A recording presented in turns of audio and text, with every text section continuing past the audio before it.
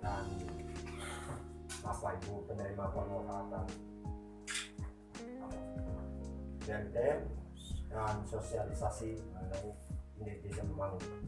Jadi semuanya ini saya juga tidak usah pertanyaan kata, dan selama ini saya juga perkembangannya tidak saya berikut, jadi saya juga kurang tahu. Jadi mungkin kita sama-sama mendengar dari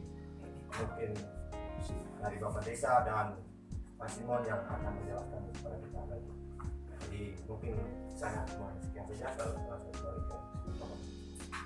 Baik, terima kasih kepada Bapak Ketua BPD yang telah memberikan sambutannya serta kata-kata. Yang berikut sambutan dari Bapak Kepala Desa Wawonato sekaligus membuka kegiatan musyawarah kita pada siang hari ini. Pada Bapak, waktu dan kesempatan kami silakan. Baik, terima kasih pada waktu dan kesempatan yang sudah diberikan saya. Jadi selamat pagi. Yang terhormat pendamping desa Pak Simon Peluri, yang terhormat Ketua BPD bersama kita, yang terhormat Kepala Dusun Suku Kasar Papua, yang saya hormati Bapak Musalaki walaupun hari ini dia tidak sempat hadir, tokoh adat, tokoh agama, tokoh masyarakat, yang saya hormati Ketua DPK, DP, PKK Desa Wawonato, Kader Posyandu, juga Ibu Bidang atau perawat desa, singkatnya Bapak Ibu undangan yang sempat hadir pada pagi hari ini yang saya banggakan. Sebelum kita mulai, patut kita panjatkan puji syukur kehadiran Tuhan Yang Maha Kuasa karena atas berkat, rahmat, kasih, sehingga pada pagi hari ini kita dapat berkumpul bersama dalam keadaan yang sehat walafiat. Jadi baik Bapak Ibu, jadi apa sudah dikatakan oleh BPD tadi, hari ini rapat penetapan penerimaan manfaat BLT, bantuan dari pusat yang menyatakan kepada desa untuk memberi anggaran dana desa kepada masyarakat. Pusat sudah mengetahui bahwa kita itu miskin, tetapi kita sendiri, masyarakat kita di sini ini masih menunjuk kita itu masih hebat. Mengapa saya katakan demikian? Mungkin minta maaf Pak Simon. Sebenarnya itu saya hari ini tidak mau umum di sini. Malu sebenarnya harus, tetapi harus kita umum. Kami perempuan di sini ini banyak yang main judi. Dan saya itu sudah senang sekali itu hari itu kamu sudah buat suatu perjanjian bahwa sudah tidak main lagi. Akhiran baru-baru ini mau 1 bulan ini ya kamu buat lagi. Jadi ini yang membuat saya kecewa. Dan kalau memang saya mau laku sudah ada bukti. Menyangkut dengan judi, jangan katakan besarnya, tidak. Hukumnya itu sama, yang artinya hukumnya kaum mayan ratusan juta dengan mayan 1.000 rupiah itu sama hukumnya, itu tidak beda. Hukumnya itu adalah judi. Sama saja KKN, kau KKN 100 juta dengan KKN mulia, itu sama saja hukumnya, itu tidak berbeda KKN, sama saja hukumnya. Dan tolong hargai suamimu.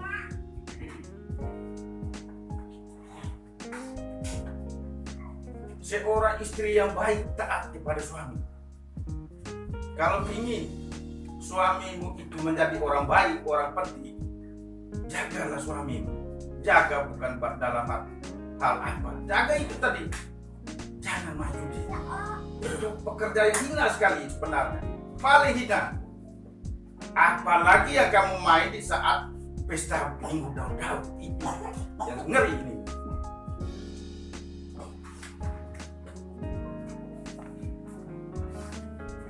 Tolong, kadang perempuan kalau suaminya tuh senang-senang sedikit saja Ini maka wajar kalau kami tak ingin wajar. Anak sedikit, kadang baik ngasih orang ke muka umum, iwa jaga hakimu. Balik lagi itu miu ingin waro. Ini saya harapkan tolonglah, tolong. Sebenarnya saya tidak anggar itu saya suruh tidak usah BLT ini. Saya bisa bertanggung jawab kepada atasan bahwa ini buktinya bahwa kami di atas tidak susah sebenarnya.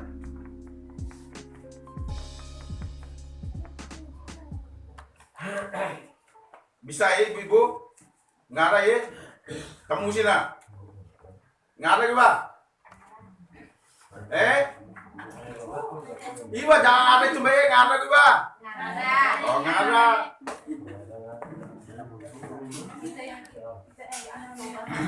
Jadi baik. Ini cuma agak supaya memperingatkan supaya jangan itu. Yang kedua, Bapak Ibu, tahun ini mungkin menyangkut dengan COVID, anggaran kita menurun dari 700 hanya dengan 600 juta rupiah, 600 juta kita punya anggaran dana desa 600 juta lebih. Program kegiatan kita untuk pembangun mungkin satu, karena dari COVID itu ada 8% dari besar dana itu tuh, sehingga sekitar 57 juta. Habis tim relawan itu sekitar 17 juta. BLT ini yang paling besar, di atas 100 sekitar 136 juta. Dan saya mengharapkan bagi Bapak Ibu, karena yang dapat BLT ini orang yang tidak pernah mendapat apa-apa dari pemerintah. Itu memang aturannya. Orang yang dapat PKH tidak mungkin dapat. BST dari pusat tidak akan dapat. Hanya orang yang benar-benar belum tersentuh oleh pemerintah apapun. Sehingga pusat menyatakan kepada desa untuk memberi sebagian bantu kepada masyarakat untuk menangani COVID ini. Jadi kita mungkin sekitar 38 dan sebenarnya 40 KV karena dia sudah keluar dari desa Baronato dan sudah berangkat ke Kalimantan, maka dia tidak layak. Itu menyangkut dengan KV. Yang kedua kemari ini sana setelah cek bahwa ini sana masih aktif di PKH, masih aktif sehingga nama itu tidak tercatat. Dan bagi PKH yang calon penerima PKH yang baru mungkin sekitar berapa kakak, andaikan tengah perjalanan Miusimo, berarti yang kamu terima itu hanya berapa bulan. Setelah Miusimo ke PKH penulis, berarti di sini kamu stop. Nanti uangnya nanti simpak dan buat lagi pelaporan yang jelas. Bukan duina, yosi kami berkati dah. Uang ini orang sangat diperhatikan. Karena contoh saja hari ini orang dari pendamping juga ada.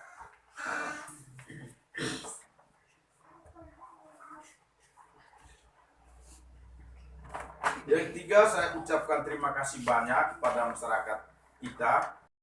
Dulu penerimaan BLT ini nomor NIK dan sebagainya itu kalau tidak ada nomor NIK yang di kartu keluarga dan sebagainya, ada surat keterangan dari kepala desa.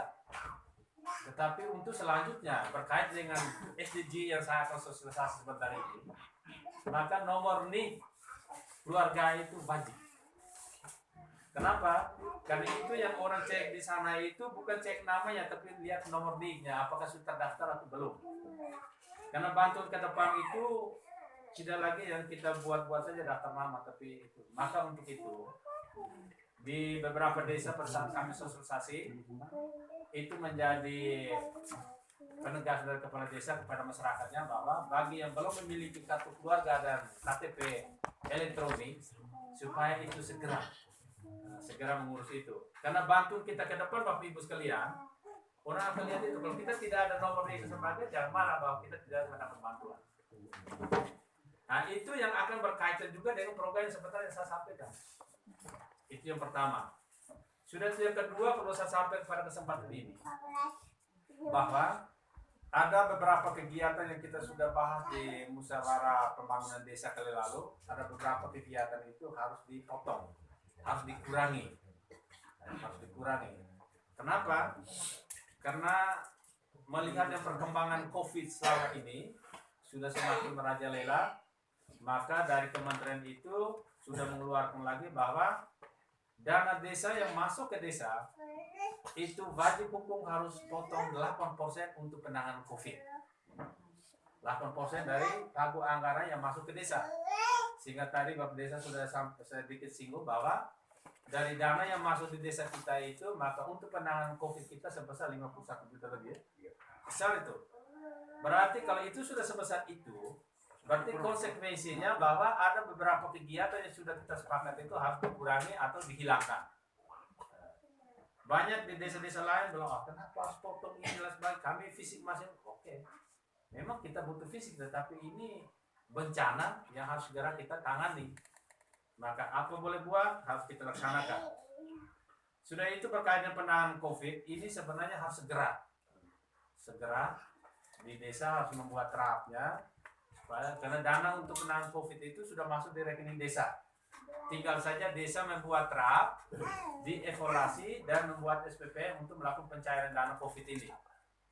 Nah, kenapa? Karena ini segera melaksanakan penanganan COVID di masing-masing desa. Kita ini kelihatan macam terbalik. Pada saat COVID belum terjadi atau belum kena di kita, tapi dulu itu penyemprotan dan sebagainya itu kita jalan secara rame-rame. Betul dong?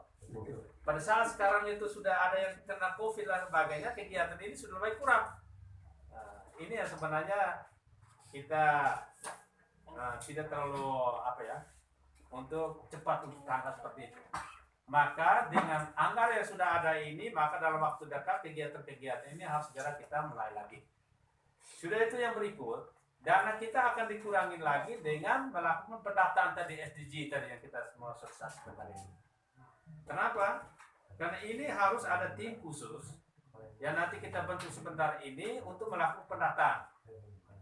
Maka ada beberapa kegiatan dana kita harus dialokasikan ke situ. Sehingga tadi Bapak Desa sempat singgung bahwa sebesar 17 juta yang akan kita melakukan kegiatan pendataan ini. Ini beberapa informasi yang supaya masyarakat tahu mengapa dana desa kita ini dikurangi. Jadi baik kita masuk pada materi yang proses ini kita infokus ini tidak jadi, sudah itu materinya semua ada di flash ini sehingga bisa punya laptop bisa colok gitu, rasa bisa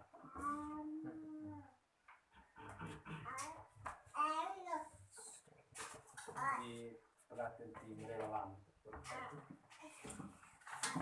Saya bisa baca di situ. Nah, tetapi sebelum saya lihat di materi ini, perlu saya sampaikan mengapa program ini harus dilaksanakan.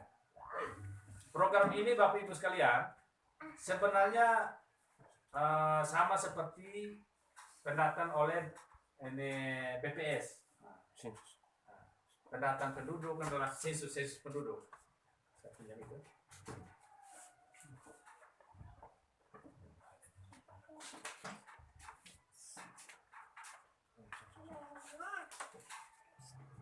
Ini infokus tidak ini jadi terpaksa kita lupa.